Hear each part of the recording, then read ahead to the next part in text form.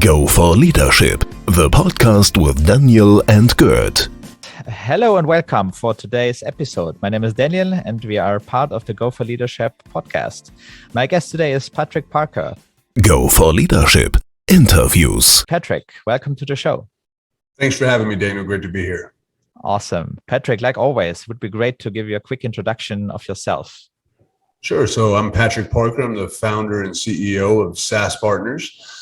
Focused primarily on software as a service development and go-to-market strategy. Awesome. And then we already talked about that leadership is our shared passion. So maybe you can give us a little bit a few or a glimpse. What does leadership mean to you personally? Absolutely. One of my favorite subjects, very near and dear to me, right? It's literally the thing that makes or breaks a company. Leadership to me is quite simply the ability to motivate, encourage, and influence the people that you work with and the people that you work for in order to enhance their performance, in order to get the most out of them, in order to meet your goals and to realize your dreams.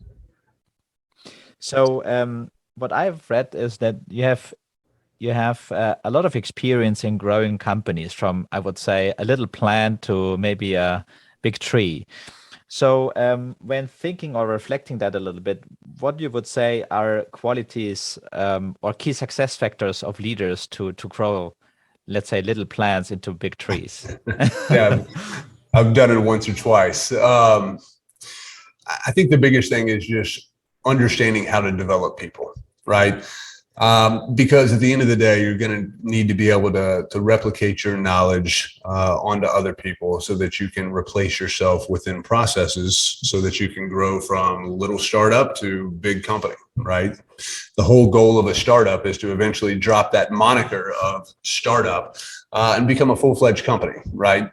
To achieve profitability, to continue to grow and to scale. And you just simply can't do that without people, right? So it's all about finding people, developing people, mentoring people, coaching people, motivating people to get the most out of them and to help them understand and execute on your shared vision. Awesome. So I think also, as you said, right, developing people is a key aspect. So how first did you find the right people to fulfill, let's say, the vision that you have appealed to the startups or to the companies that you have been Absolutely. working for? And how did you develop the people?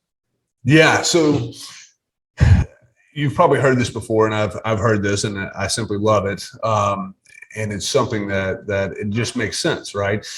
If you find people that have the same shared passions, and you find people that are a good cultural fit, right? The biggest challenge in scaling a business is maintaining that culture, because every time you add a new employee, every time you add a new customer, a new vendor, they're going to contribute in some way, shape, or form to that overall culture.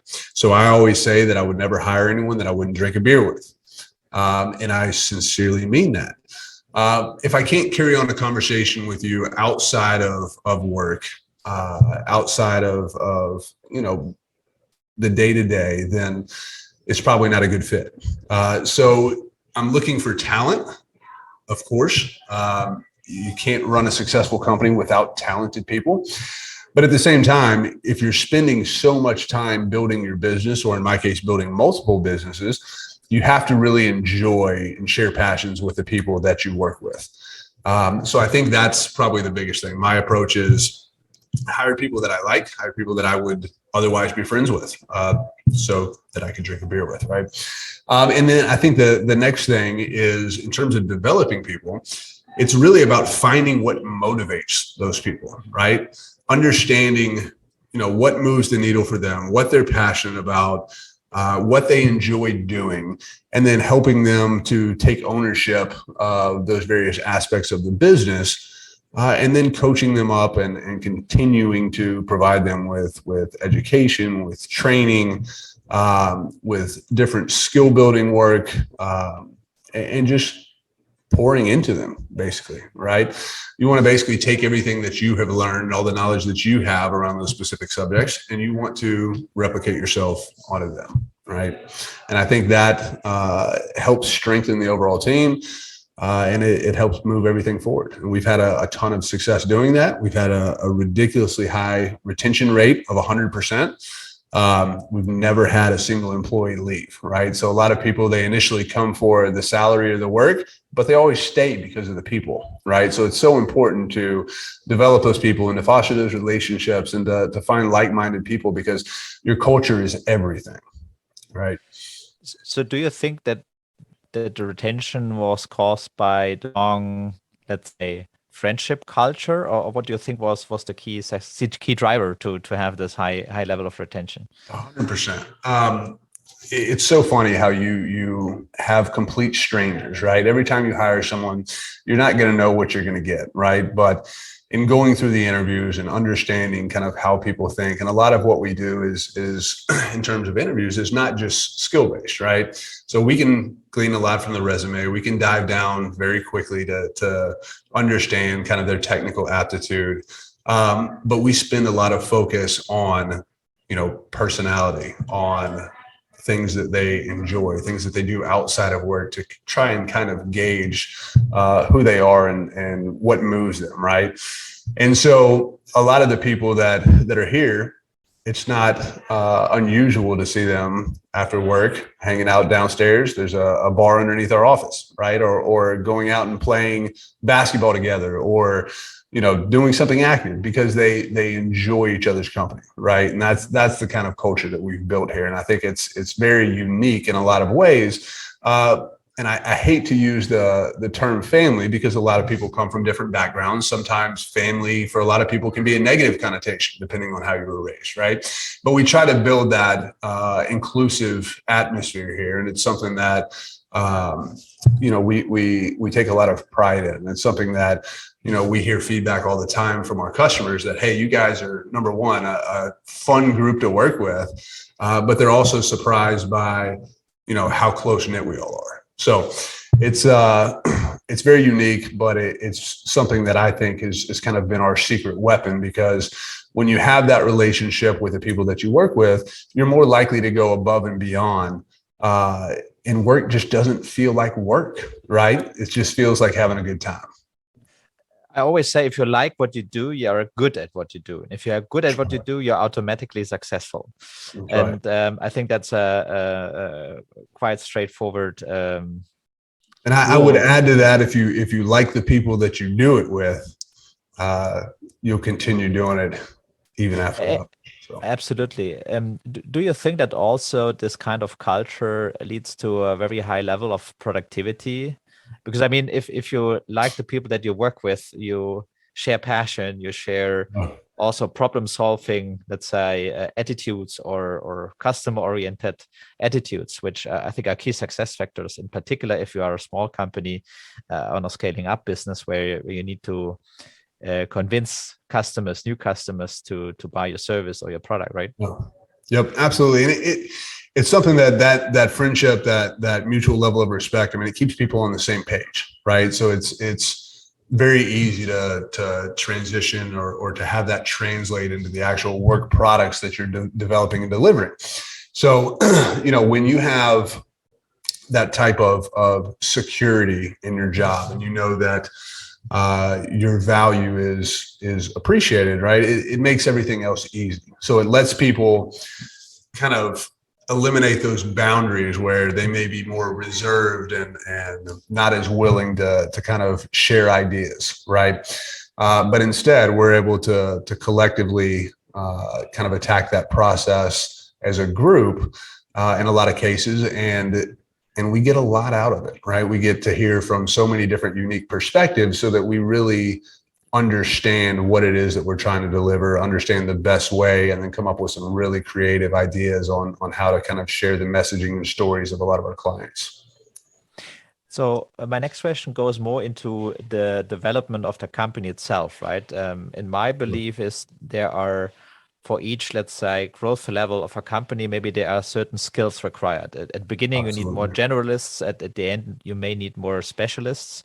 So how do you, let's say, bring in those people over the journey, meaning to train them, to develop them into that specialists? Absolutely. And I think training is a huge piece of it, right? And so when I'm talking about replicating knowledge from myself or from some of our other executives onto new employees, what that mentorship process looks like, I'm really talking about one-on-one, about knowledge sharing, about learning new skills, self-directed study, but just providing the resources and providing the opportunities, right? I think is the biggest thing. If you tell people that you want them to, become stronger at running paid social ads, right? But you don't give them the opportunities, you don't give them the at-bats, you don't give them the skill set or the knowledge, then they're going to fail, right? And so when you set your employees up for failure, ultimately they're going to be unhappy, you're going to be unhappy, everyone's expectations aren't going to be met. And so you're going to have a lot of challenges there. And ultimately, a lot of times that can lead to turnover, right? And so what we do, as we have new employees that onboard, they're always assigned a mentor. And that's always going to be specific to their functional domain. So if it's marketing, they're going to be with directors or VPs of marketing. If they're in sales, they're going to be with directors or VPs. I mean, it's the same kind of concept, so that they can learn those new skill sets. Because our model is a little different from a lot of companies. We operate under what's called a studio model. So we, being in the software realm, we create a bunch of new software as a service products, usually 4 or 5 a year. And every time we stand up a new company, we have new leadership for that company. We have founders that usually co-found it with myself or some of our other executives. And then we grow and scale those companies. So in order to have those skill sets without having to try and go find them from scratch, we put a real emphasis on developing people. That way, when we go to stand up something new, they're already familiar with the frameworks that we use, with the operating playbooks, with the go-to-market strategies and the way that we structure those and define those.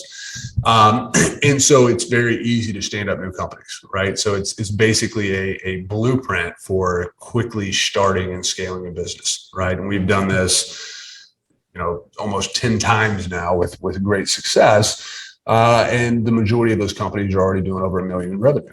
So awesome. Very, very quick growth, very strong core teams. And again, it's just trying to further what we're doing. And that's why every new hire is so valuable, right? Because they're either going to make or break your culture. And so, like I said, 100% retention rate says a lot about the type of culture that we have right now. And so it's just trying to scale it up to infinity. That's the goal. Awesome. Cool. I mean, I think that's something which I always also say, right? People make it happen, actually. People make the difference at the end. They do. So one question I would have is, by scaling or by bringing new people, sometimes what is very required is strong processes, right? In big, large companies or enterprises, you have most likely already a defined process. You bring in new people, say this is the process. If they violate the process, you can come up with some talks. But actually at smaller companies, you need to build up something from scratch. You need to build up processes, right, that work and that doesn't comply with the work to do, but don't bring the staff or the people or violate them by not helping them or supporting the day-to-day work. So right. How did you have overcome that challenge?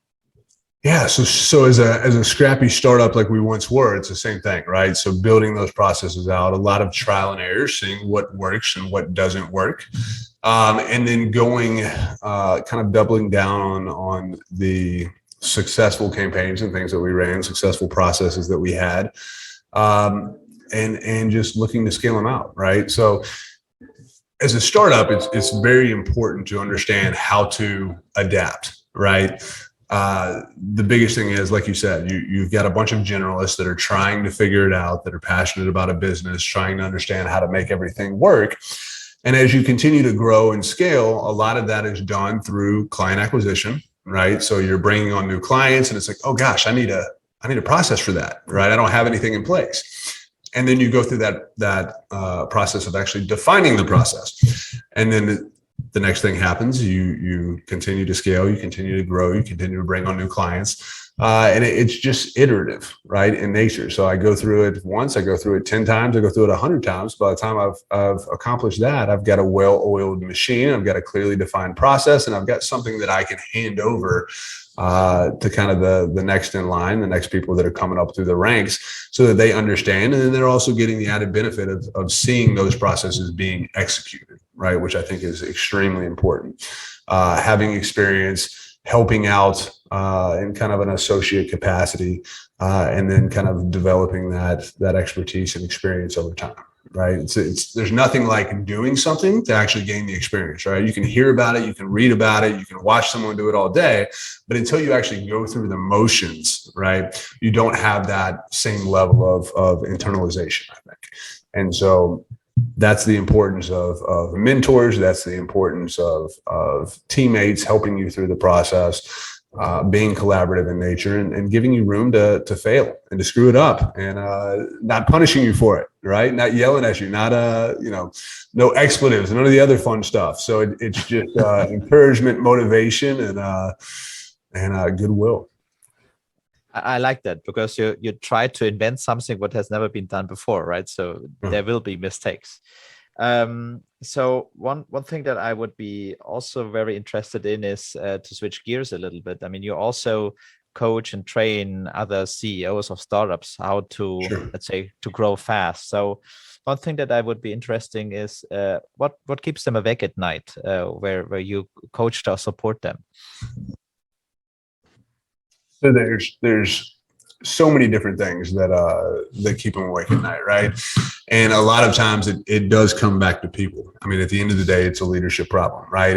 I've got so-and-so that's underperforming. I've got this person that didn't deliver the level of quality that I wanted. I've got this person who maybe had a bad day or has stuff going on at home. There's a lot of stuff around just finding the right people, I think, is the biggest thing, because a lot of first-time CEOs, a lot of first-time founders, they don't have the generalist skill sets, right? They'll be very specialized in something that they do, and they may be world-class at it, right? But in terms of running a business and in terms of making those key hires, if you look at a lot of the coaches that a lot of the CEOs that I coach, they are technical founders, right? And so some of the other soft skills around running a business, how to identify a good VP of marketing or a good CMO, and at what level to do it. Some of those questions they're just not familiar with. They're very good at building products, but the actual marketing, sales, operations, and all the other domains that go along with it, they're not so well versed, right? So a lot of what I do is take these frameworks and these playbooks that we've developed after launching a number of successful companies and after working with, literally hundreds of other founders, is just to help them go in and implement, help them to understand which tasks actually drive value for their company, right? So that they're not wasting time on activities that they're not going to see an ROI on, right? How do you move the needle? How do I get from this stage to the next, whether that is from pre-seed to seed, whether that's seed to Series A? Because as I always tell them, like, what got you here won't get you there, right? And so as you're kind of saying, and I completely agree with this, you hire generalists at first. You hire people that can wear a bunch of different hats and that have a passion for the work. But then as you move up, right, then you've got to have those specialists. You have to have people that understand how to operate at an extremely high level, that are highly specialized in a number of different functional domains. And so that's the approach that I take usually with working with them. It's usually a step-by-step process that's been proven out a number of times in a number of different industries. And there's certain tasks and activities that, regardless of what industry you're in, they're going to be the same, right? And so we focus a lot on that. We focus a lot on just moving the needle, right? And how to gain traction in the business. So a lot of that is operational, and then the rest of it, which at the end of the day is all leadership. Awesome. So if you work with so many leaders that have a passion for innovation and for driving business successfully, what do you think are they lacking most, or what skills would be required, let's say, to make them even more successful? I think the biggest one that I see lacking is empathy, right? It's so funny because a lot of people, especially early stage entrepreneurs, as I said, they're very good at building product, or they're very good at the ideation process and understand what they want that to look like. A lot of them have no experience managing people. They have no experience leading people, right? So I think that's the biggest curve, right? Because it's very different going from solopreneur to entrepreneur, right? To having a team, to having to grow that team. And then as your business scales, to having to grow that. And so I kind of liken it to slaying dragons, right? At each different stage that you're going to have, that your company gets to, the problems are going to get bigger and bigger and bigger, right? And so it's really the ability to go out and to fight those battles and to slay those dragons that makes successful entrepreneurs, right? And so a lot of that is around mindset, which is something that we spend a lot of time on from a leadership development perspective, right? So how can I prepare myself? How can I educate myself? How can I equip myself with these skills that are going to let me go out and slay these dragons? I like that. Switching gears again a little bit into your journey itself. When you remember back the time when you started your career as a young entrepreneur or a young leader, with all the different leaders you have experience of growing companies, growing businesses, supporting businesses, what would be little Patrick advice you would give? Mine, go for it. I think so many entrepreneurs, they don't think big enough. And so a lot of times it's more around, okay, I've got an idea for a product. Okay.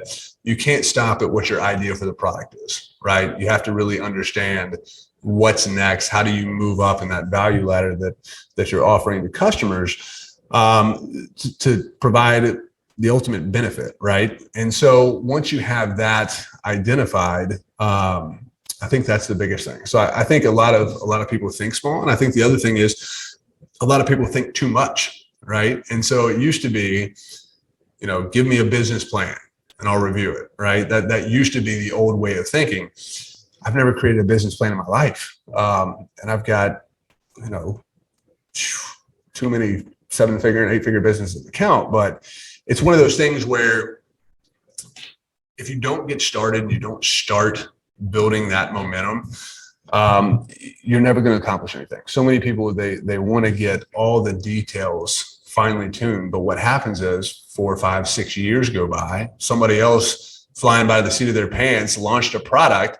That product is now capturing market share, and there's nothing you can do about it, right? And so I think a lot of people need to spend less time focusing on all of the details and perfecting everything before launching their offer, before launching their product, right? Spend more time with your customers, understanding how you can help one customer and then scale it out from there, right? A lot of it is just trial and error, and failure is acceptable, right? It sucks, but it's acceptable, right? And that's where I've learned some of my greatest lessons in life. I've learned more from my failures than I ever have from my successes, right? Those are the things that you take into the next battle with you, and you're armed with that knowledge so you can identify those patterns or those obstacles, and you can steer clear of them, right? Or in some cases, just hurdle them.